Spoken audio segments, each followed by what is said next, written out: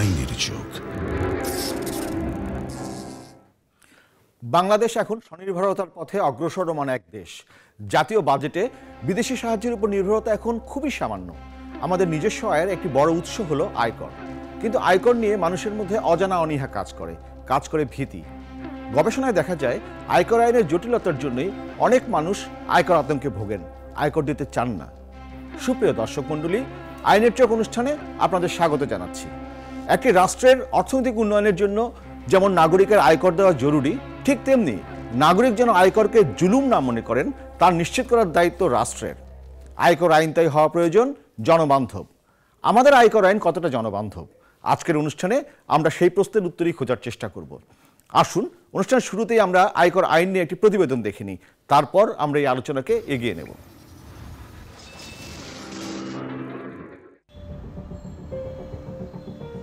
আর্থিকভাবে সামর্থ্যবান প্রত্যেক নাগরিকেরই আয়কর পরিশোধ বাধ্যতামূলক। এই আয়কর নাগরিকরা কিভাবে পরিশোধ করবেন চলুন দেখে নিই। ভাইয়া, আপনার ট্যাক্স রিটার্ন জমা হয়েছে, ট্যাক্স ক্লিয়ারেন্স সার্টিফিকেট রেডি করেছি, আপনি এখন নিতে পারেন। ধন্যবাদ। ওকে, থ্যাংক ইউ। আমার ট্যাক্স রিটার্ন ফর্ম নিজে পূরণ করতে পারিনি, এই কারণে আইনজীবীরও শরণাপন্ন হতে হয়েছে। এমন অবস্থা ট্যাক্স দিতে আসা সকল ভুক্তভোগীরই। এমন ভোগান্তির কারণে প্রায় প্রত্যেক আয়কর রিটার্ন জমাকারী শরণাপন্ন হন আইনজীবী কিংবা দালালদের। যদি টিন কারো থাকে তাকে রিটার্ন জমা দিতেই হবে, সেটা ইনকাম থাক আর না থাক। আপনি ইনকামটা লুকান, তাহলে সে আপনার হলো এটা হলো আপনাকে ফাইন করবে আর কি। ফর্মটা আছে, এই ফর্মটার যেই সব টার্মস কন্ডিশন বা তথ্য দেওয়া লাগে এইগুলি আর একটু সহজ করা দরকার। আমার কাছে মনে হয় যে কিছুটা ভয় কাজ করে। অনুসন্ধানে উঠে আসে আইনি জটিলতা ও সচেতনতার অভাবে বাড়ছে না করদাতা। মানুষের ইনকাম বাড়তেছে, মানুষ ট্যাক্স দিতেছে, তবে এটা একটু ইজি আর লেস কমপ্লিকেটেড হইলে ক্লায়েন্টের জন্য সুবিধা আর কি। ট্যাক্সকে যাতে না ভয় করে সেই রকম কিছু আইন কানুন করা উচিত, কিন্তু দিন দিন আইন কানুনগুলি এত কঠিন করতেছে যে জনগণ তো ফিল আপ করা বুঝবেই না, আরও ভয়ে পিছনে থাকে। দেশের উন্নয়নে ট্যাক্স অপরিহার্য, কিন্তু সাধারণ মানুষের কাছে এই ট্যাক্স অন্যতম এক আতঙ্কের নাম। তাই আইনি জটিলতা দূর করা গেলে মানুষের মধ্যে কমবে আতঙ্ক, বাড়বে দেশের ট্যাক্স প্রদানকারীর সংখ্যা। পাশাপাশি আয়কর আইন সহযোগীকরণ করে কর প্রদানে মানুষকে উদ্বুদ্ধ করতে নানা উদ্যোগ জরুরি বলেও মনে করেন সংশ্লিষ্টরা।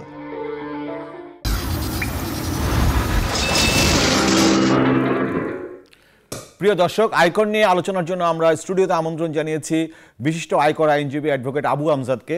অ্যাডভোকেট আমজাদ, আপনাকে স্বাগত স্টুডিওতে। আমি প্রথমেই আপনার কাছে যেটা জানতে চাই যে আমরা যখন এই অনুষ্ঠান নিয়ে কাজ করলাম, আমরা দেখলাম যে মানুষের মধ্যে একটা বিভ্রান্তি রয়েছে। আয়কর আসলে কি? আমি যে টাকা উপার্জন করলাম সেখান থেকে আমি বাড়ি ভাড়া, সমস্ত খরচ, চিকিৎসা, শিক্ষা ব্যয় করে যে টাকাটা উদ্বৃত্ত থাকলো সেখান থেকে আয়কর, না আমি যে টাকাটা উপার্জন করলাম সেটাই আয়কর? আসলে আমাদের একটা ভুল ধারণা, অনেকে মনে করে আমরা আয় করলাম, ব্যয় করার পরে যেটা থাকলো এটার উপরে ট্যাক্স দিব। আসলে এটা হয়ে যায় সেভিং ট্যাক্স। আসলে আমরা এটা আয় কর, আমরা যেটা আয় করবো এটার উপরে ট্যাক্স দিতে হবে। আমি সংসারে কত খরচ করলাম এটা প্রশ্ন না। আচ্ছা, আমি মোট আয়ের জন্য আবার বেতন হলে কিছু এক্সাম্পশন আছে, ওগুলো বাদ দেওয়ার পর যে নেট ইনকামটা থাকবে এটার উপরে ট্যাক্স দিতে হবে। বাড়ি ভাড়ার ক্ষেত্রে কিছু গভর্নমেন্টের কিছু খরচ আছে অ্যালাউয়েবল, ওই খরচ বাদ দেওয়ার পরে যদি আমার ইনকাম 2.5 লক্ষ টাকা থাকে তাহলে আমাকে ট্যাক্স দিতে হবে। 2.5 লক্ষ টাকা কত বাৎসরিক ইনকাম? বাৎসরিক ইনকাম, বাৎসরিক কিংবা 2.5 লক্ষ টাকা হলে আমাকে ট্যাক্স দিতেই হবে, রিটার্ন দিতেই হবে। আর আমি যে আমার মুদ্রাস্ফীতি বাড়ছে, দেশে নানা রকম জিনিসের ঊর্ধ্বগতি আমরা সবসময় শুনি। আমার সন্তান এখন বড় হচ্ছে, আমার সন্তান বড় হলে তার শিক্ষা ব্যয় বাড়বে, আমার মা অসুস্থ, আমার মায়ের জন্য আমাকে চিকিৎসা ব্যয় করতে হবে, তারপর আমি আয় যা করলাম সেটাই কেন ট্যাক্স হবে? আমরা যেহেতু সংজ্ঞাটি আয় ইনকাম ট্যাক্স, সেভিং ট্যাক্স না, এই জন্য আয়ের উপর ট্যাক্স দিতে হবে। আমরা স্টুডিওতে আমন্ত্রণ জানিয়েছি এনবিআর এর জাতীয় রাজস্ব বোর্ডের সদস্য জনাব কালীপদ হালদারকে। আপনাকে অনুষ্ঠানে স্বাগত। আমি এই প্রশ্নটাই আপনাকে করতে চাই যে আমি যে আয় করলাম সেই আয় দিয়ে যে আমি চলতেই না পারি, আমি রাষ্ট্রকে কিভাবে ট্যাক্স দেব? ধন্যবাদ। আপনার মাধ্যমে নিউজ 24 এর দর্শকদেরকে আমি জাতীয় রাজস্ব বোর্ডের পক্ষ থেকে শুভেচ্ছা জানাচ্ছি। একটি মৌলিক প্রশ্ন, যদিও অনেকে আয়করের সাথে জড়িত যারা অ্যাডভোকেট সাহেব এবং আমাদের অফিসাররা বিষয়টি হয়তো অনুধাবন করতে পারছেন না। কথাটি অত্যন্ত মূল্যবান। আপনি বলেছেন যে আমার আয়ের উপরে যে টাকাটা খরচ করার পরে থাকলো তার পরে আমি ট্যাক্স দেবো কোত্থেকে। আসলে আয়করের যে মৌলিক ধারণাটি সেটা হচ্ছে এটাও এক ধরনের আপনার জন্য ব্যয়। অর্থাৎ আপনাকে বছরের শুরুতেই মানে আমি যেমন টিউশন ফি দেই আমার মেয়ের, আমি যেমন আমার মায়ের চিকিৎসা ব্যয় করেন বা রেগুলার আপনি বিদ্যুৎ বিল দিচ্ছেন, আপনি জানেন যে আপনাকে এরকম আপনার ইনকাম যদি 5 লাখ টাকা হয় তাহলে আপনাকে বছরে 25,000 টাকা ট্যাক্স দিতে হবে। আমাকে বছরের শুরুতে বলছেন না যে আমার বেশি, আমাকে একটা এই যে সামনের কয়েকদিন পরে আপনার ইনকাম ট্যাক্স, তখন আপনি আমাকে বলে দিচ্ছেন যে আপনার অ্যাসেসমেন্ট করে বলছেন এত টাকা আমার ট্যাক্স দিতে হবে।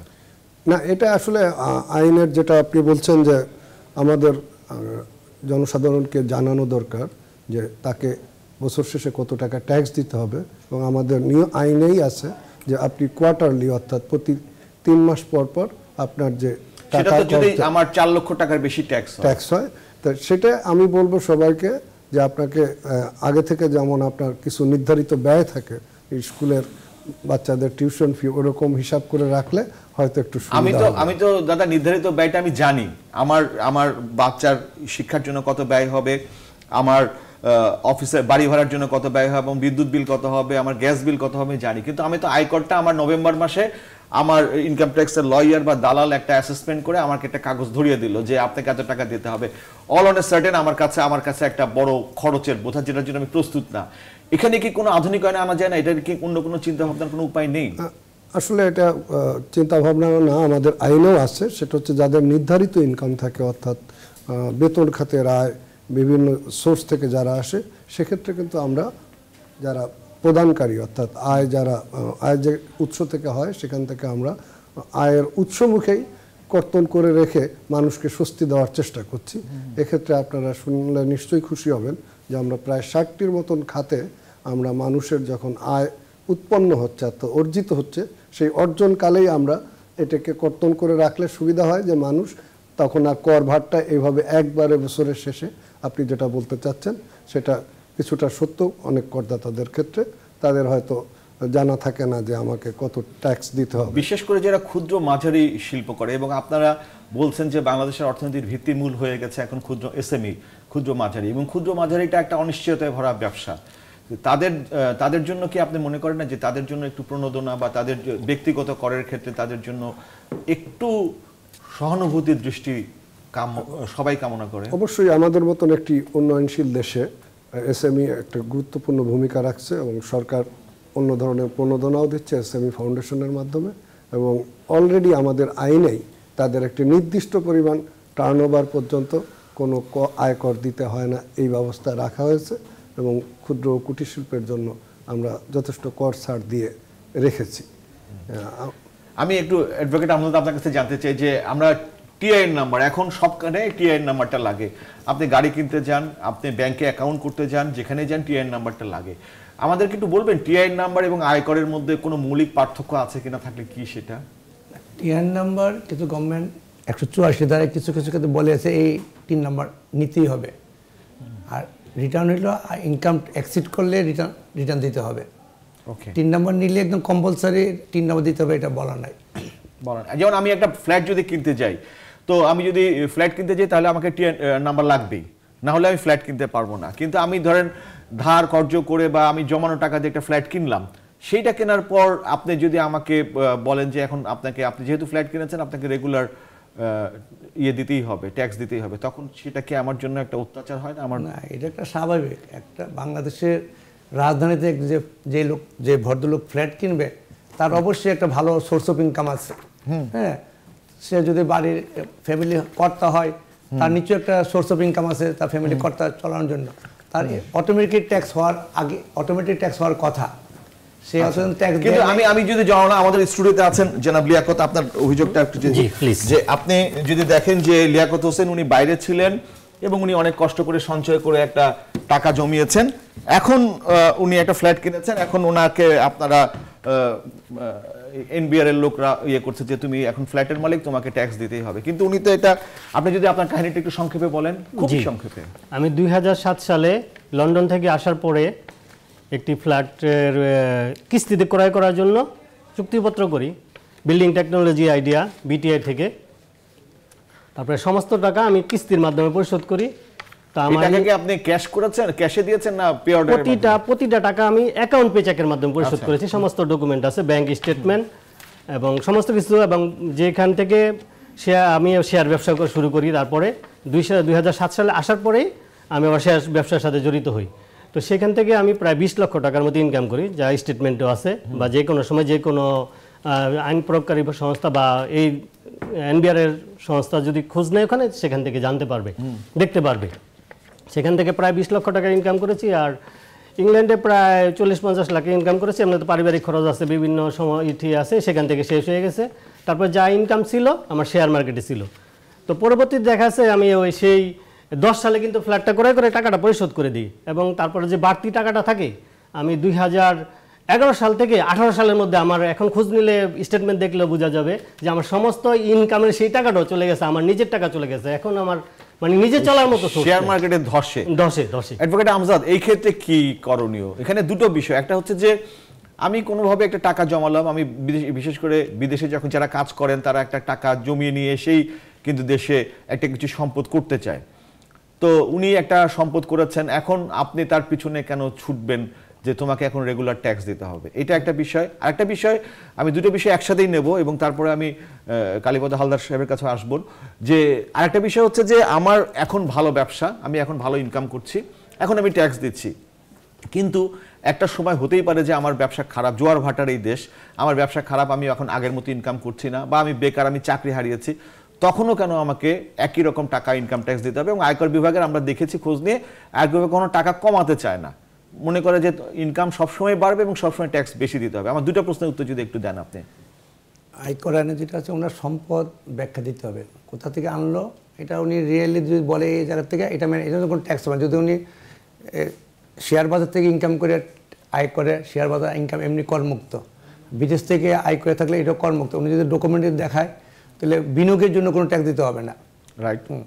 এরপরে ওনাকে বললো ওনার একটা চাকরি করে ছোট, কিন্তু একবার 3 নম্বর হইলে ওনার আয় থাকুক না থাকুক পরপর 3 বছর রিটার্ন দিতে হবে। যেহেতু গভর্নমেন্ট দেখতে চাচ্ছে ওনার আয় যদি দেখে 3 বছর আর হচ্ছে না, উনি অ্যাপ্লিকেশন করলে 3 নম্বর। আপনি কি 3 বছর রিটার্ন দিয়েছেন? নো, কারণ বিকজ আমি যখন 3 নাম্বারটা নিয়েছি ফ্ল্যাট রেজিস্ট্রেশন করার জন্য নিয়েছি, নেওয়ার পরে আমার রেজিস্ট্রেশনটা জটিলতা হচ্ছে, রেজিস্ট্রেশনে ফিনিশিং দিতে পারতেছিলাম না। তারপরে তো দিন দিন আমার ওই ইনকামও হচ্ছে না। তারপরে এখন আমি আবার যে ফ্ল্যাটটা ভাড়া দিয়েছি সেই ফ্ল্যাটের লোক, আপনি যেহেতু 3 নাম্বার করেছেন, আপনি 3টা কিস্তি, যেহেতু নিয়ম আছে, আইন আছে, 3টা কিস্তি 3 বার, আপনি 3টা অর্থ বছরে আপনি 3 নাম্বারে অনুযায়ী মিনিমাম ট্যাক্সটা দিলেন না কেন?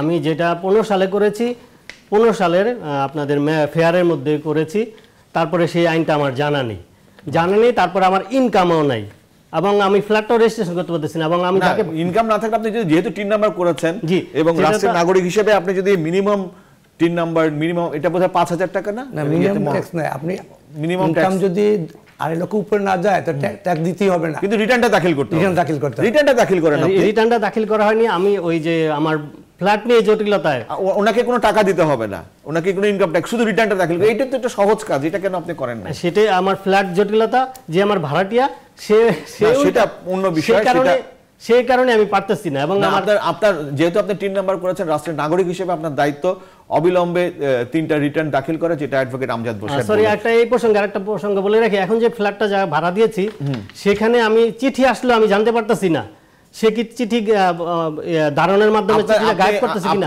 আমরা জেনে নেব আপনার কর অঞ্চল কত, সেই কর অঞ্চলে আপনি ব্যক্তিগতভাবে যোগাযোগ করতে পারেন। ঢাকা শহরে এত বড় না, ঢাকা শহরে এত বড় না যে আপনাকে, আমি আবার জানতে চাই না, তো জানি তো যে কোনো সময় আমি জটিলতায় পড়ে যেতে পারি ট্যাক্স সংক্রান্ত, যেহেতু আমার পকেট খালি, সেই জন্য আমি আবার জানতে চাই না। পকেট খালি বা ভরার সাথে কোনো সম্পর্ক নেই, আপনার নাগরিক, এটা আইনগত বাধ্যবাধকতা যে আপনি 3টা রিটার্ন দাখিল করবেন, তাই তো? জানা ছিল না, এটা জেনে নিলাম। Thank you. এখন আমি যে জানতে চাই যে আমার এখন আয় ভালো হচ্ছে, আমি ট্যাক্স দিচ্ছি, আমার এক সময় আয় খারাপ হয়ে গেল, তখন আমাকে আয়করের লোকরা বিশ্বাস করে না, আমার সাথে চোর পুলিশের সম্পর্ক কেন আয়কর বিভাগের হবে? এটা বাস্তবতা। কিন্তু ইনকাম কমতে হবে, কিন্তু আয়কর ইনকাম কমে যাবে, এটা তার বিশ্বাসই করতে চায় না।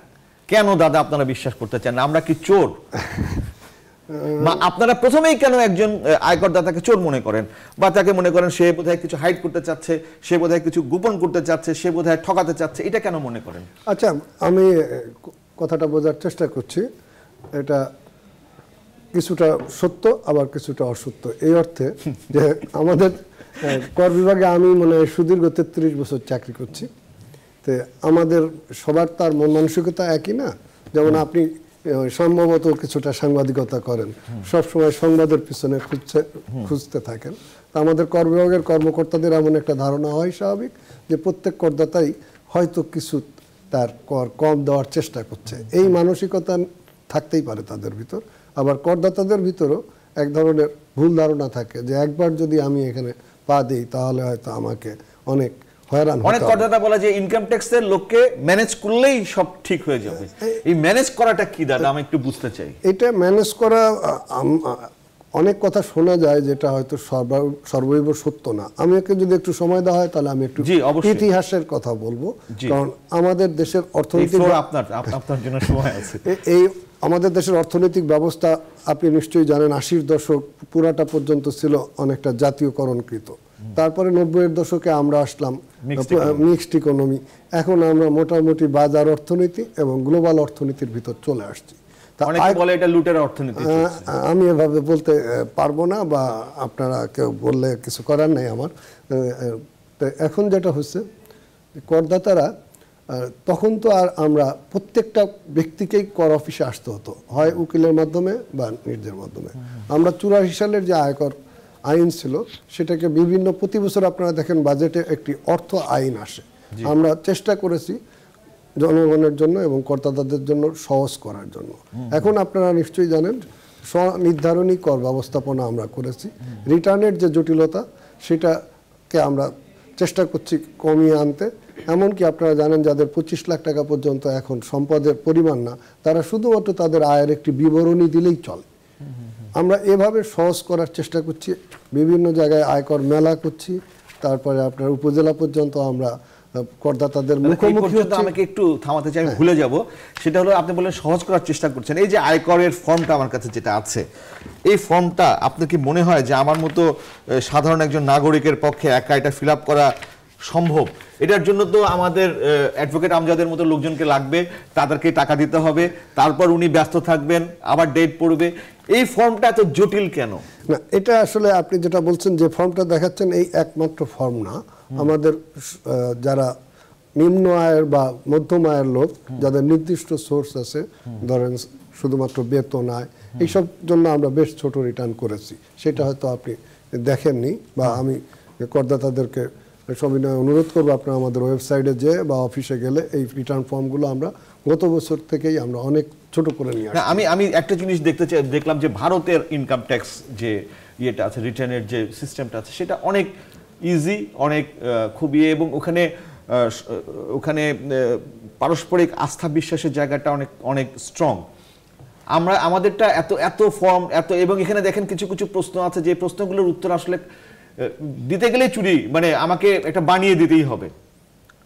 আপনি কি একটু সুনির্দিষ্ট আমাকে আমি যদি আপনাকে একটু সুনির্দিষ্ট করে দেখাই যে লাস্ট যে এখানে আয়ের কথা বলছে, জি পারিবারিক ব্যয়, পারিবারিক ব্যয়, যেটা আমি যদি দেখাই আমাকে এটা বানিয়ে দিতেই হবে, কারণ আমার হিসাব মিলানো হলো শেষ, এবং এটা আমি করতে পারবো না, শেষে আমাকে যেতে হবে অ্যাডভোকেট আবু আমজাদের মতো কারণ। আপনি একটু খেয়াল করেন ওখানে যে হেডগুলো আছে সেখানে আপনার বাড়ি ভাড়া খাতে আসলে আমরা যে চেষ্টাটা করি যে আপনার যে আয় আপনি দেখাচ্ছেন সেটার যথার্থতা বোঝার জন্য আপনার ফ্যামিলির স্ট্রাকচারটা কি, আপনার এক্সপেন্ডিচার কি, আপনি এক ব্যক্তির একটি সংসার হতে পারে, 2 জনের হতে পারে, 4 জনের হতে পারে, আমরা এই ব্যয়টা দেখে অনেক সময় বুঝতে চেষ্টা করি যে আপনার আয়ের উৎসটা বা আপনার প্রদর্শিত আয়টা যথার্থ আছে কিনা। এই জন্য এই পারিবারিক ব্যয়ের একটা হিসাব এখানে রাখা হয়। কিন্তু এটা নিয়ে যে খুব বেশি আমরা মানুষকে যন্ত্রণা দেওয়ার জন্য তা না, এটা একটা পারসেপশন নেওয়ার জন্য, কিন্তু সব ক্ষেত্রে এটা প্রয়োজন নাই। যারা এক পাতার আমাদের সহজ রিটার্ন আছে বা স্পট অ্যাসেসমেন্ট আছে, এ ধরনের আমরা প্রান্তিক করদাতা, ঠিক শব্দটি বলা উচিত না, যাদের আয় কম, তাদের জন্য আমরা কিন্তু অনেক সহজ ফর্ম করেছি। কিন্তু এটাই যথেষ্ট আমি এই কথা দাবি করব না। অবশ্যই আপনাদের সামনেই এসেছি আপনাদের সাজেশন অনুযায়ী, এবং আমজাদ সাহেবরা জানেন এটা কি মধ্যবিত্ত নিম্ন মধ্যবিত্তের জন্য যারা চাকরি করে, ছোট ছোট ব্যবসা করে, তাদের জন্য কি এই আয়করের এই জটিলতাটা অবসানের কোনো চিন্তা ভাবনা আপনাদের আছে? অবশ্যই আছে, এবং আপনি শুনে খুশি হবেন যে আমরা নতুন একটি আয়কর আইন অলরেডি আমরা ড্রাফট করেছি। এ নিয়ে বিভিন্ন মহলের সাথে আমাদের কথাবার্তা হচ্ছে। আমরা এটা যদি আমরা সফলভাবে আমাদের সংসদ কর্তৃক অনুমোদন করিয়ে নিতে পারি তাহলে আগামী দিনে আরও সহজেই মানুষ কর দিতে পারবে। আপনাকে একটু এই ফাঁকে বলে নেই যে একসময় ছিল এই টিন সার্টিফিকেট নেওয়ার জন্য প্রত্যেক করদাতাকে কর অফিসে যেতে হতো অথবা কোনো আয়কর উকিলের মাধ্যমে যেতে হতো। এখন আমরা একটি ব্যবস্থা করেছি যে ন্যাশনাল আইডি কার্ডের যে আপনার ইউনিক নাম্বারটি আছে, এটার সাহায্যে আপনি ঘরে বসে অনলাইনে করা যায়। আবার একটি ব্যবস্থা করা হয়েছে, বিষয়টি যদিও অত সহজ হবে কিনা জানি না, অনলাইন ট্যাক্স রিটার্ন সাবমিশনের ব্যবস্থাপনাটাও গত 2 বছর ধরে আমরা করেছি। কিন্তু এটা একটু যাদের এক্সপার্টাইজ না থাকে তাদের পক্ষে আমার মনে হয়, আমি এটা করেছি না, ডিসকারেজ না, আমি এটা প্রবর্তন করেছি। আপনারা চাইলেই পারবেন, আজকাল আসলে ইয়াং ছেলেরাই এটা সহজে করতে পারবে। আমরা একটা ছোট্ট বিরতিতে যাব। সুপ্রিয় দর্শক মণ্ডলী, আমরা যে আলোচনাটা করেছিলাম সেই আলোচনাটা আমরা এগিয়ে নেব একটা বিরতির পর আমরা দেখব যে আয়কর আইন নিয়ে যে মানুষের মধ্যে সচেতনতার অভাব রয়েছে এবং যেটার আলোচনা আমরা করছিলাম টিআইএন নাম্বার আসলে কি এবং টিআইএন নাম্বার করার পরে মানুষ জানে না যে তাকে কিভাবে এগুতে হবে, এসব নিয়ে আমরা আলোচনা করব। বিরতির পর একটা প্রতিবেদন দেখে আমরা এই আলোচনাটাকে আবার এগিয়ে নেব। সে পর্যন্ত আপনারা অপেক্ষা করুন।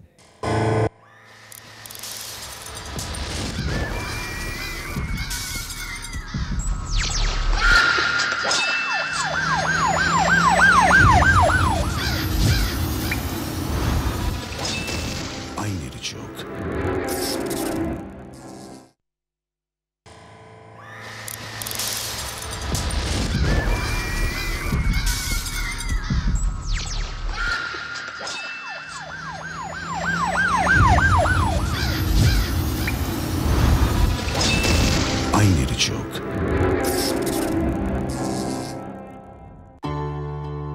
16 কোটি মানুষের দেশ বাংলাদেশ। গেল 4 দশকে শিল্প কারখানা আর ব্যবসা বাণিজ্যে এগিয়েছে দেশ, বেড়েছে মাথাপিছু আয়।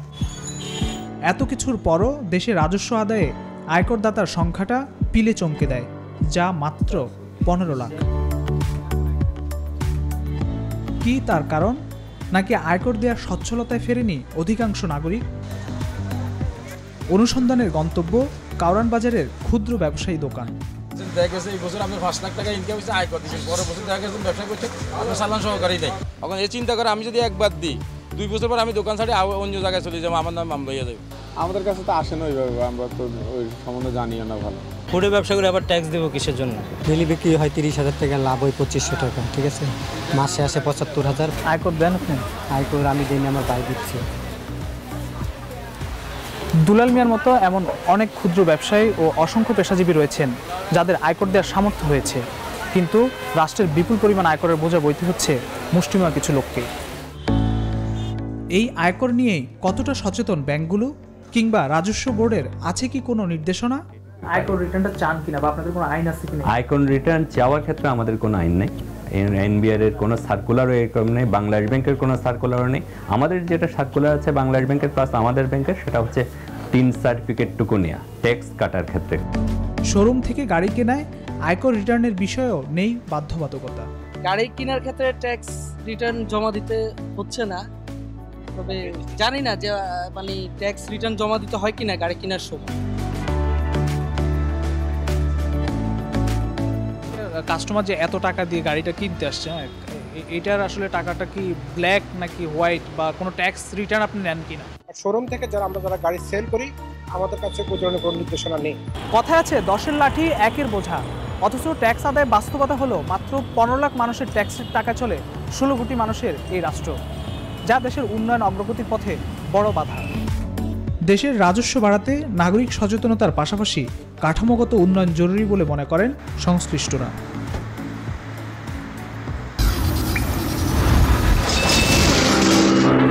জনাব কালীপদ হালদার, আপনি প্রতিবেদনটা দেখলেন এবং আমরা দেখছি যে প্রতি বছর আপনারা উৎসব করেন, হ্যাঁ, বিভিন্ন জায়গায় মেলা করেন, আয়কর মেলা করেন, কিন্তু যত গর্জে তত তো বর্ষে না।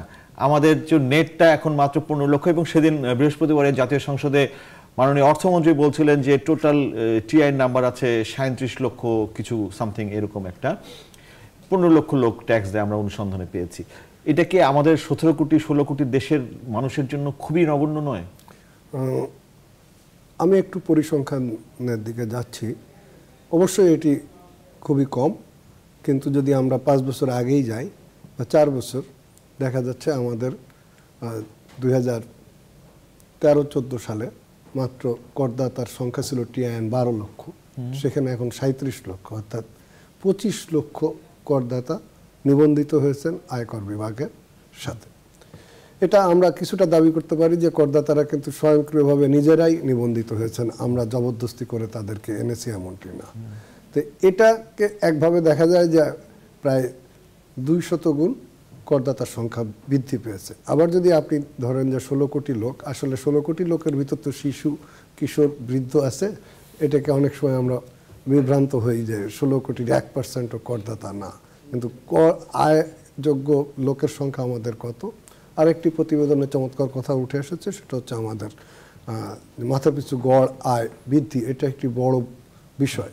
একসময় ছিল যে আয় দিয়ে মানুষ তার ক্ষুণ্ণবৃত্তি করা ছাড়া আর কিছুই করতে পারতো না, কিন্তু বিগত 1 দশকে যে আমাদের অর্থনৈতিক প্রবৃদ্ধি হয়েছে তাতে আমাদের মাথাপিছু গড় আয় এখন প্রায় $1700 উপরে। সেই হিসাবেই দেখেন করদাতার সংখ্যা বৃদ্ধি পাচ্ছে।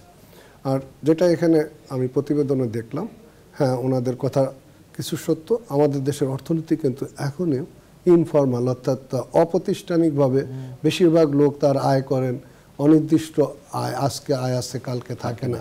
এই ছোট ছোট ব্যবসায়ী যারা দোকানদারি, তাদের আয় কিন্তু যেমন আমাদের, আপনি যে আয়কর সীমার কথা অ্যাডভোকেট আমজাদ বললেন যে 2.5 লক্ষ টাকা মিনিমাম আয় হলে তাদের কিন্তু বেশি, কিন্তু তাদের নিশ্চিত না। হ্যাঁ, এটা একটা সমস্যা এখনো রয়ে গেছে, যেটা আমি শুরুতেই বলেছিলাম যে করদাতা এবং কর আহরণকারী আমাদের যেসব কর্মকর্তা বা কর্মচারী আছেন তাদের ভিতর একটা ধারণা থাকে যে তাকে একটা টার্গেট দেওয়া থাকে, সেটা আদায় করতে হবে বা আহরণ করতে হবে। এই জিনিসটা আবার অনেকেই যদি প্রমাণ ছাড়া মেনে নেয়, তখন আবার প্রবণতা থাকবে যে কম দেখিয়ে কি করে পার পাওয়া যাবে। তো যখন আমাদের ইকোনমি আরও ফর্মাল হবে, আমার বিশ্বাস ততদিন প্রমাণক সহ থাকলে একজন করদাতার প্রতি বছরই নির্দিষ্ট হারে ইনকাম বাড়বে আমাদের বেতনের মতো, এমনটা আমরা বিশ্বাস করি না, বা আইনেও এরকম নাই। একজনের যদি ক্ষতি হয় তাহলে পরবর্তী বছরের আয়ের সাথে এই ক্ষতি সমন্বয় করে তাকে কর কম দেওয়ার আইনি ব্যবস্থাপনা কিন্তু রয়েছে। কিন্তু এটা হচ্ছে আমাদের কর্মকর্তাদের কারো পারসেপশনাল ভুলের কারণে এরকম কিছু ঘটনা যে ঘটে না, আমি সেটা অস্বীকার করব না, কিন্তু তা আবার আমাদের ঊর্ধ্বতন কর্তৃপক্ষের দৃষ্টিগোচর করলে এবং প্রমাণ দিতে পারলে নিশ্চয়ই আমাদের পরের বছর কম আয়কেও আমরা গ্রহণ করি। অ্যাডভোকেট আমজাদ, একটা অভিযোগ অনেকে করে যে ইনকাম ট্যাক্স লয়ারের পাল্লায় পড়লে প্রথমেই মানুষ মিথ্যা কথাটা শিখে, এবং আপনারা যখন ফর্মটা ফিল আপ করে আপনারা তখন বলে দেন যে এটার কথা বললেন না, এটা বললেন না, এটা কম দেখান, এটা দেখান, প্রথমেই একটা তথ্য গোপন করার একটা শিক্ষা আপনারা দেন, এরকম একটা কথা বলে, এটা কতটুকু সত্যি? এটা পুরোপুরি সত্য না। আমার কাছে যে লয়ার আছে ওনারা জানেন যে ইনকাম ট্যাক্সে কোনো ঘুষি লাগে না, আমার সেলফে দেই, সেলফে হয়ে যাচ্ছে, অডিট না করলে কোনো পয়সা লাগে না। এটা আমার 200 আমি যদি আমার ব্যক্তিগত অভিযোগ বলে, আমার অভিজ্ঞতাই বলে, আমি যখন একটা বললাম যে আমি এখান থেকে করেছি, এগুলো দেখানো যাবে না, এখানে দেখেন আমি একটা অনুষ্ঠান করছি ইনকাম, আমি আপনার কাছে গেলে আপনি বললেন যে এই অনুষ্ঠানের টাকা আপনি দেখাবেন না, এটা আপনি দেখাবেন না, বিপদে পড়ে যাবেন। আমাকে আপনারা প্রথমে ভয় দেখান কেন? এটা 2-1 হইতে পারে, সব উকিল এটা করে না, সব উকিল এটা করে না। একটু করতে পারে যে আপনার বেশি ইনকাম থাকলে ওনার খাটনি বেশি, হ্যাঁ আপনি মানে ওনার ফিটা একটু কম দিচ্ছেন, অনেকগুলো আনলে তার অনেক সময় নষ্ট হবে, এই জন্য হয়তো উনি বলতে পারেন, অথবা যিনি আসলেন উনিও বলতে চায় যে আমার ট্যাক্সটা একটু কমাই দেন অন্যভাবে, তখনই হয়তো বলে যে এই যে আমি ট্যাক্স পেয়ার, আপনি আইনজীবী, মাঝখানে যে আরেকজন থাকে, এই যে বাবু, সাবু, ডাবু, এই টাইপের কিছু দালাল, এই দালালরা কারা? এটা কি আপনাদের দ্বারা লালিত পালিত না এটা কোত্থেকে তৈরি হয়? এদের উৎসস্থল কোথায়? একটা হলো অফিসের স্টাফ আছে, অফিসের স্টাফ আছে, আর আছে অ্যাডভোকেটও না, আইটিও না, গিয়ে বলতেছে আমি ওকালতি করি, জানি, যিনি ট্যাক্স দিচ্ছেন উনি ওনাকে কম পয়সা যাচ্ছেন, 1000 টাকা যাচ্ছে, মনে করছে 1000 টাকা চাইছে, ওনাকে দিয়ে এটা করে নেই। এই অফিসের স্টাফ এবং মাঝখানে আরেকটা আছে, অ্যাডভোকেটও না এবং স্টাফও না, তারা এটাকে। যেমন কালীবাবু একটা কথা, যে আমার যদি ব্যাংক অ্যাকাউন্ট করতে কোনো লয়ার না লাগে, মধ্যস্থতাকারী না লাগে, আমার যদি হাসপাতালের ফর্ম ফিল আপ করতে যদি কোনো লয়ার না লাগে, তাহলে পরে আমার ইনকাম ট্যাক্স রিটার্ন দিতে কেন একজন লয়ার লাগবে বা একজন মধ্যস্বত্বভোগী লাগবে, এবং কেন আপনারা তাদেরকে প্রণোদনা দেন, কেন তাদেরকে স্বীকৃতি দেন, এবং কেন এটাকে আপনারা বেশ গুরুত্বপূর্ণ বলেন যে একজন সাধারণ মানুষ গেলেই বলে আপনি লয়ারের মাধ্যমে আসেন, এটা কারণটা কি? আমার মনে হয় এভাবে ঢালাওভাবে কোনো অফিসার বলে কিনা আমি নিশ্চিত না যে লয়ারের মাধ্যমে আসেন। আসলে যেটা হয়, আমি যতটুকু শুনেছি, আমি আপনাকে খুব শ্রদ্ধা রেখে বলছি, আমি আজ পর্যন্ত যতজন দেখেছি যত ইনকাম ট্যাক্স অফিসার তারা প্রত্যেকে ব্যক্তিগত যাওয়াটাকে ডিসকারেজ করেছে এবং তারা বলেছে যে আপনি আইনজীবীর মাধ্যমে আসেন, আপনি আসছেন কেন, এই কথাটা বলেছে। আমি এরকম আপনাকে অন্তত 100 উদাহরণ দিতে পারবো। তাহলে তো ভালোই, আমাদেরকে জানালে আমরা সেই সব অফিসার সম্পর্কে সতর্ক হব বা তাদের ব্যবস্থা নেব। আমরা খেয়াল করে দেখছেন যে যখন কর মেলা হয় তখন বিপুল ভিড়, এই যে সাধারণ যাদের করমেলা, আমি বলবো করমেলাতে তো আরেকটা বিপদ। আমি করমেলা যে ইনকাম ট্যাক্স দিলাম, রিটার্ন দাখিল করলাম স্বপ্রণোদিত হয়ে, আপনারা আমাদেরকে খুব সুন্দর মেলা গান বাজছে অমুক বাজছে দিলাম, দেওয়ার কদিন পরে 15 দিন পরে আপনি আমার কাছে একটা চিঠি পাঠালেন যে আপনার যে হিসাবের বিবরণী দিয়েছেন তার জন্য আরো কিছু ব্যাখ্যা দেওয়া প্রয়োজন।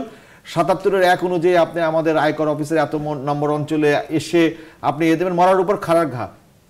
তো আমাকে তো স্বপ্রণোদিত কর দিতে বলছেন, আবার আমাকে চোর বানাচ্ছেন আপনি। কথাটা মনে হয় একটু হাস্যলো। না না, এখন আমরা শুনতে বাধ্য, বা আমরা এইসব কথা যদি আমাদের কাছে আসে তাহলে আমাদের সুবিধা হয়।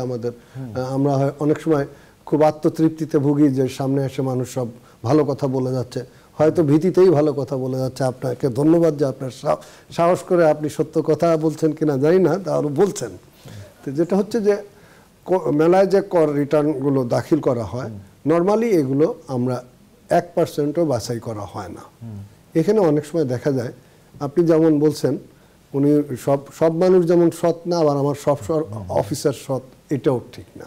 ওনারা এই সুযোগে তার অনেক ইনকামকেই, যে ইনকাম তার অনেক আগেই ট্যাক্স দেওয়া উচিত ছিল বা আরও বেশি দেওয়া উচিত ছিল, সেই তথ্য এর ভিতর দিয়ে পার করে নিয়ে যাওয়ার চেষ্টা করেন। এই সব ক্ষেত্রে আমাদেরকে এই স্বনির্ধারণী কর পদ্ধতি চালুর সাথে সাথে যদি ক্যারোটের স্টিক আমরা না রাখতাম তাহলে তো যা খুশি তাই দেখায় চলে যেত। আমরা এই মেজারমেন্টটুক রাখি, কিন্তু সেক্ষেত্রে যদি কোনো কর্মকর্তা স্বেচ্ছাচারীভাবে এটা করার সুযোগকে আমরা সীমিত করে আনছি। অর্থাৎ সে ইচ্ছা করলেই একজন রিটার্ন দাখিল করছে যে স্বনির্ধারণী পদ্ধতিতে, সে নিজে তাকে কোনো নোটিশ করতে পারে না। আসলে এখন আমাদেরকে এটা রাজস্ব বোর্ড পর্যন্ত তাদের অনুমোদন নেওয়া লাগে। সুতরাং আমরা ওই প্রক্রিয়ায় কাউকে হয়রান করাটাও এভাবে আমরা চেক দেওয়ার চেষ্টা করি। শুরুতেই বলে দিচ্ছেন যে আপনার টার্গেট হলো এত টাকা, আপনি 10,000 কোটি টাকা ট্যাক্স ধরবেন, 10,000 কোটিটা 15 টাকা, তখন আমার উপর তো তখন আপনি আমাকে স্টিমুলার পাচ্ছেন, আমাকে আপনি বাঁকড়া বানাচ্ছেন, আমার কাছ থেকে টাকা আদায় আপনার করতে হবে। এবং কর অঞ্চলগুলোতে তাই তো অ্যাডভোকেট আমজাদ যে একটা টার্গেট দেওয়া থাকে যে তুমি এই এত টাকা আর্ন করবা, তুমি এত টাকা আর্ন করবা। ওই যে যেমন পুলিশকে যখন দায়িত্ব দেয় না যে এই তোমার মাসে এত টাকা জমা দিতে হবে, সেরকম ইনকাম ট্যাক্স এইটা কেন না? এটা আসলে আপনারা যেভাবে দেখছেন সেটা না। আপনারা বাজেটের দিকেও যদি দেখেন, আমাদের মাননীয় অর্থমন্ত্রী প্রতিবার বাজেটে যখন ঘোষণা করেন তখন আমরা দেখি অনেক দিক থেকে সমালোচনা আসে যে এটা উচ্চাভিলাষী বাজেট। এটা আমি এটাকে বলি অভিলাষী বাজেট। তা আমাদের যে টার্গেটগুলো দেওয়া থাকে কর্মকর্তাদের রাষ্ট্রীয়ভাবে আমাদেরকে যেটা দেওয়া হয় রাজস্ব বোর্ডের উপর, সেটা আমরা আবার ডিস্ট্রিবিউট করি ঠিকই, কিন্তু এটা একটু চাপ রাখা হয়। তার মানে তাকে মানুষের কে গলা ধরে বা তারপরে অত্যাচার করে আদায় করার জন্য না। দেখা গেছে যে কোনো কোনো কর্মকর্তা বা কোনো কোনো কর অঞ্চল তার টার্গেট পূরণ করতে পারেনি, তার যৌক্তিক কারণ থাকলে আমরা তাদের কিছুই বলি না, তখন চিঠি দিয়ে দিচ্ছে যে আপনার কর আরো আপনার এটা গ্রহণযোগ্য নয়, আপনার এটা গ্রহণযোগ্য নয়, গ্রহণযোগ্য নয়। 77-এর 1, আমি একবার আপনার কাছে একটু জানতে চাই, আমাদের সময় খুবই কম, 77-এর 1টা কি? 77 আমরা যদি সেলফ রিটার্নে দেই 77 লাগে না, আপনি অডিটের পড়ার পরেই অংশটুকু আসে। আচ্ছা, তো অডিটের পরে তো 20%, ম্যাক্সিমাম 20% কেস। আর এখন যে কর আছে যদি 15 লক্ষ ধরি, 90% রিটার্ন সেলফে দিয়ে দিচ্ছে। হ্যাঁ, সেলফে দেওয়ার পর এখান থেকে 20% অডিটে পড়তেছে। হ্যাঁ, অডিটে পড়লে ওই 20%কে 77 ধারায় নোটিশ করা হয়। হ্যাঁ, আর বাকিগুলো তো অটোমেটিকই গ্রো হয়ে যাচ্ছে। কিন্তু আপনারা একটু সমস্যা থেকে অডিটে পড়লে এই ছোট ফাইলে যদি অডিটে পড়ে এটা কমিশনের অ্যাপ্রুভাল লাগে, এখানে একটা দীর্ঘ আমলাতন্ত্র, এইটাকে বাদ দেওয়া। যেমন কালীপদ হালদার, একটা জিনিস আমি জানতে চাই যে আমরা দেখলাম ভারতে যে প্রান্তিক করদাতা, যেটা আপনি শুরুতে বললেন, চমৎকার একটা শব্দ বলেছিলেন, প্রান্তিক করদাতা, যারা আমরা ছোট গরিব মানুষ, ক্ষুদ্র যারা কর দিচ্ছি, উৎসাহ নিয়ে আমাদের কিছু নাই, তারা দিচ্ছে, কর দিচ্ছি, তাদেরকে আপনাদের কোনো রকম প্রণোদনা দিচ্ছেন না, কোনো রকম উৎসাহ দিচ্ছেন না, কোনো রকম স্বীকৃতি দিচ্ছেন না। আপনারা এতদিন ছিলেন বড় লোকদের নিয়ে, যারা ব্যাংক থেকে কোটি কোটি টাকা লুণ্ঠন করেছে, লুণ্ঠন করে ট্যাক্স দিচ্ছে, আপনারা তাদেরকে সিএপি কার্ড, অমুক কার্ড, তমুক কার্ড দিচ্ছেন। আবার ইদানিং দেখছি আপনারা সেলিব্রিটিদের নিয়ে মোটামুটি একটা সেলিব্রিটি শো করছেন। কিন্তু যারা আমি যেমন ভারতে আছে প্রথম আয়করদাতাকে একটা পুরস্কার দেওয়া হয়, আয়কর দিলেই আপনি কতগুলো সার্টেন ফ্যাসিলিটিস রাষ্ট্র আপনাকে দেয়। আমাদের দেশে এরকম, আমাদের দিকে দৃষ্টি দেওয়ার কি সময় আপনাদের কবে হবে? আপনি যথার্থই বলেছেন, সেই পুরানো কথা। এখন আমাদের চাপ দিতে পারে বড় করদাতারা, তাই হয়তো হয়েছে। আসলে আপনার কথাটা খুবই প্রণিধানযোগ্য এবং আমরা অবশ্যই ভেবে দেখব। কিন্তু গত বছর থেকে আপনি শুনলে খুশি হবেন যে যারা নতুন করদাতা বিভিন্ন জেলা লেভেলে, আমরা তাদের ভিতর থেকে প্রথম বছর যারা কর দিয়েছে তাদেরকে প্রতীকীভাবে হলেও আমরা তাদেরকে পুরস্কৃত বা তাদের সম্মানিত করার চেষ্টা শুরু করেছি। আপনার কথাটা আমার অত্যন্ত ভালো লাগলো যে যারা একেবারে প্রান্তিক করদাতা, একটা ছেলে বিশ্ববিদ্যালয় থেকে পাশ করে প্রথম চাকরিতে ঢুকলো বা একটা নিজে উদ্যোক্তা করলো, সে যখন ট্যাক্স দিতে গেল, তখন যদি তাকে আপনি সম্মানিত করেন, তাকে মনে হয় না যে এটাতে রাষ্ট্র সম্মানিত হবে এবং তার মতো অনেক তরুণ উৎসাহিত হবে? অবশ্যই। এবং আমরা এই শ্রেণীর ভিতর সচেতনতা বৃদ্ধির জন্য আপনারা শুনে খুশি হবেন যে আমরা করমেলাতে বিভিন্ন ইউনিভার্সিটির ছাত্র অনেককে নিয়ে আসে, আমরা এটাকে কর শিক্ষণ ফোরাম করেছি। আমরা আপনার কথাটা যে আগামী দিনের যারা ভবিষ্যৎ, তাদের ভিতরে সচেতনতা বৃদ্ধি করে দিলে আমাদের দায়িত্বটাও কমে, কাজের চাপটাও কমে যাবে। কারণ তারা কিন্তু বিদেশের সাথে সংযুক্ত বেশি, তারাও জানে যে আয়করের গুরুত্ব কতটা, এবং একজন লোক আয়কর দিলে তার রাষ্ট্রের উপর অধিকার বোধটাও অনেক সুদৃঢ় বেশি হয়। আমি আপনার শেষে আমি 30 সেকেন্ড আপনার কাছে জানতে চাইবো যে আয়করদাতা আর আয়কর কর্মকর্তাদের মধ্যে যে টম অ্যান্ড জেরি সম্পর্ক, হ্যাঁ, চোর পুলিশ সম্পর্ক, এটা বন্ধ করে একটা বন্ধুত্বপূর্ণ পারস্পরিক আস্থা বিশ্বাসের সম্পর্ক করার জন্য কি করা যায়? আপনি খুব সংক্ষেপে 30 সেকেন্ডে, তারপর আমি হালদার কাছে যে করদাতারা কর ফাঁকি দিচ্ছে, এই প্রবণতাটা মাথা থেকে এটা নামাতে হবে। আমরা আমেরিকায় শুনছি, আমেরিকায় একটা পর্যায় পর্যন্ত ফাঁকি দিলেও ছোট করদাতা ধরে না, বড় করদাতা। আমরা ছোট করদাতা বেশি উৎসাহিত, বড় কর্তাদের আমরা ধরতে সাহস পাচ্ছি না। ছোট কর্তাদের নিয়ে আমরা বেশি লড়াচড়া করি, কারণ তো ওনার তো চেয়ারই উড়ে যাবে, তখন ওনার চেয়ার থাকবে না। তখন যেন কালীপদ হালদার খুব সংক্ষেপে এই সম্পর্কটা বন্ধুত্বপূর্ণ, আন্তরিক এবং পারস্পরিক বিশ্বাসের জন্য কি করা দরকার? এটা আসলে এটা একটি পরিমাণগত বিবেচনা বোধ। আগে একেবারেই সম্পর্ক ছিল না, এখন কিছুটা সম্পর্কের উন্নতি ঘটেছে। এবং আজকের অনুষ্ঠানে কি আমাদেরকে একটা আশার বাণী শোনাবেন যে এই সম্পর্কটা ভবিষ্যতে আরো উন্নতি হবে এবং সেই জন্য আপনারা? আমি বিশ্বাস করি যে এখন যেসব কর্মকর্তা আসছে তাদের ভিতর এই ধরনের পুরানো ঔপনিবেশিক কর্তৃত্ববাদী কর্মকর্তার মানসিকতা নাই। তারা অনেক বেশি কর বান্ধব, মানে করদাতা বান্ধব ভূমিকা, জনবান্ধব ভূমিকা রাখবে। এছাড়া অটোমেশন একটি পদ্ধতি যেটা এনবিআর খুবই গুরুত্ব দিচ্ছে, যেখানে আসলে হিউম্যান টাচই থাকবে না। আমরা চাচ্ছি যেটা যে একজন করদাতা সরাসরি কর দিতে পারেন ই পেমেন্টের মাধ্যমে অনলাইনে, যাতে তার কর অফিসে আর যাওয়া লাগবে না। এই ব্যবস্থার দিকে আমরা যাচ্ছি। আপনাকে অনেক ধন্যবাদ অ্যাডভোকেট, আপনাকে অনেক ধন্যবাদ। প্রিয় দর্শক, আজকের অনুষ্ঠানে আমরা মূল যে বক্তব্যটি পেলাম তা হলো যে আমাদের আয়কর আইনটি এখনো জনবান্ধব হিসেবে গড়ে ওঠেনি এবং আমরা আশা করব যে আয়করের বিষয়গুলোকে জনবান্ধব করার জন্য যে উদ্যোগগুলোর কথা আজকে এনবিআর এর পক্ষ থেকে বলা হলো, সেই উদ্যোগগুলো দ্রুত নেওয়া হবে এবং আমরা অতি শীঘ্রই একটি জনবান্ধব আয়কর ব্যবস্থাপনার মধ্যে দেশকে নিয়ে আসতে পারবো। তাহলেই মানুষ আয়করের ব্যাপারে উৎসাহী হবে এবং মানুষ যদি আয়কর দিয়ে সম্মানিত বোধ না করে তাহলে মানুষ কখনোই আয়কর দিতে চাবে না। এই বোধটা যদি আমাদের জাতীয় রাজস্ব বোর্ডের মধ্যে উদয় হয় তাহলে আমাদের দেশে আয়করদাতার সংখ্যা অনেক বাড়বে। আমাদের আগামী অনুষ্ঠানের জন্য যে বিষয় আমরা নির্বাচন করেছি তা হচ্ছে বিবাহ বিচ্ছেদ, সন্তানের অধিকার। বিবাহ বিচ্ছেদের পর সন্তানের ভরণ পোষণ কে করবে, সন্তান কার কাছে থাকবে, তা নিয়ে আমরা কথা বলবো। আপনি এই ব্যাপারে আপনার কথা, আপনার সমস্যা আমাদের লিখতে পারেন। আমাদের লিখবার ঠিকানা ainechok@gmail.com অথবা আমাদের টেলিফোন করতে পারেন। আমাদের টেলিফোন করবেন 01784326994 এই নাম্বারে। আজ এ পর্যন্তই। আপনারা সবাই ভালো থাকবেন, আইন মেনে চলবেন এবং আপনারা জানবেন যে জনগণ যদি ট্যাক্স দেয় তাহলে দেশ এগোবে। আপনারা সবাই ভালো থাকুন। শুভরাত্রি।